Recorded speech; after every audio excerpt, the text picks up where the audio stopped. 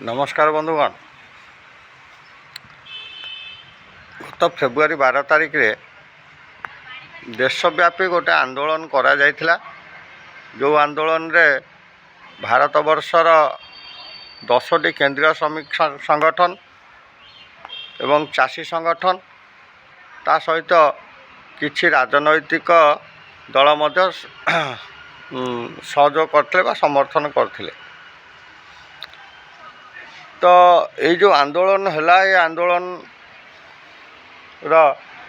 जो खबर प्रसारण बा माने प्रचार प्रसार करागला गणमाध्यम जरिया ता देहरे किछि गणमाध्यम देले जे एटा काँ भा प्रभाव पकई संपूर्ण प्रभाव पकईनी बोली प्राय गणमाध्यम माने तांकर शेष सिद्धांत देथिले।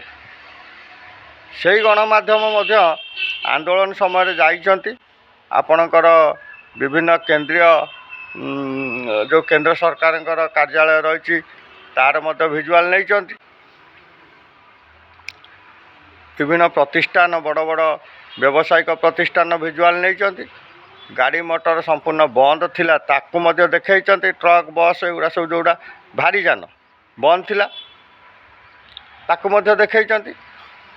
बैंक बीमा कार्यालय मध्य बंद था ताकू मध्य देखैछंती। सबू देखै सारला परे ताले आंदोलन प्रभाव काँ भा पड़ला बोली लिखा केते दूर युक्तियुक्त न्यायसंगत तारी उपरे